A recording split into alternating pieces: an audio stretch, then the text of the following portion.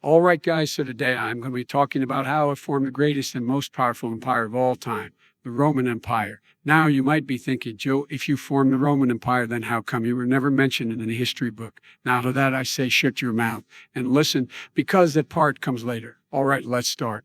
The year is 800 BC, and I, Joe Biden, or as I was known back then, well, Elias Bidenus, I'm living in ancient and is selling camels to Persian tourists.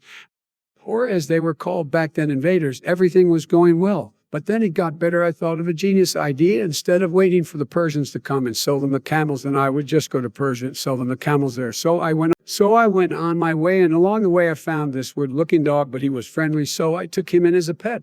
After a while, I thought I'd gotten lost, but I finally encountered some civilization. I went to ask the people where I was, but the people there were really weird-looking, and they spoke gibberish. But then I realized my map was upside down the entire time, and I had actually ended up in ancient China because the people there had never seen a black guy before. They were looking at me like I was the weird-looking one with no eyes. I spent the next couple of years learning Chinese so I could ask the locals how the hell I get to Persia. After I became fully fluent in Chinese, I bought a map from some guy, and I went on my way. After years of traveling and encountering some weird-looking people, to say the least, I finally got to Persia. It was colder than I thought it would be, and the people looked different from how I remembered them. It's safe to say that wherever the hell I was in Persia. Now, I heard from a wise old Chinese guy that all birds go south in the winter.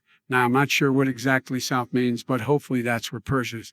After following where the birds were going, I ran into some water and was way too tired to swim, so I just decided to settle down. I was really buff back then, so many women moved in near my house, but I only went out with some of them. So when other men heard that this town was nine women, they moved in and hoped that some of the women would realize that I would never date them and settle down with someone less cool than me. Little did I realize that I accidentally made the biggest city in all of Italy. I declared myself emperor of the new city that I named after my dogroom. People called it the Roman Empire. While Rome was the empire was nowhere to be found, there was only one thing I could do, and that is conquer. I started off by conquering all of Italy, which wasn't that hard. There wasn't really a powerful country in Italy, but then I faced my biggest enemy, a Carthage, African power that was the big bad of the Mediterranean. It took me a while, but I finally took them out after 3 massive wars, but it cost me a lot, and that kid's why I hate Africans.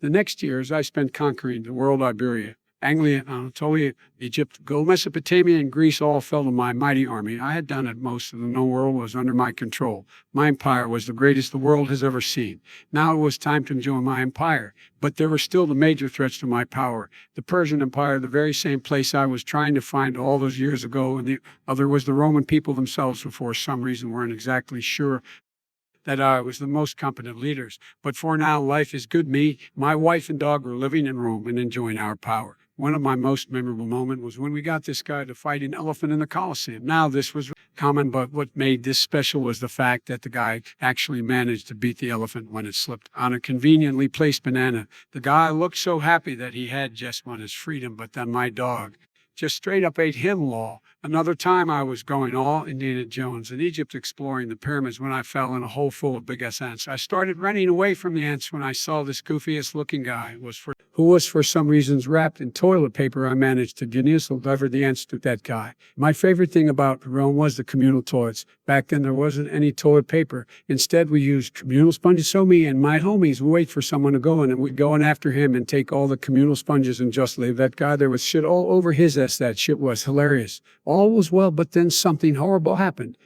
I went on vacation to Spain, and while I was away, some guy called Caesar and his supporters marched on Rome and took over the empire for himself. I rushed back to Rome, but Caesar's legion arrested me on the spot, and I was sentenced to fight a lion in the Colosseum with the bastard Caesar watching. The day came, and they released the lion, but obviously I was stronger than a lion, so I absolutely destroyed it. Caesar was mad and sent his troops to execute me, but little did he know that I was also the fastest man on the planet, so I ran away all the way to modern Russia. I spent the next couple of years hiding in Rome looking for people to fight for me and tried to restore my reign. But I had no luck, so I gave up and spent the next couple of decades doing what I was always made to do, sell camels in Persia. Caesar had removed my name from all the history books and made up some BS. In a matter of a couple of generations, everybody had forgotten me, and no one I would tell would believe me. So yeah, it's unfortunate that I don't get the credit I deserve, but honestly, I don't really care. Anyway, guys, that's it. See you in the next video.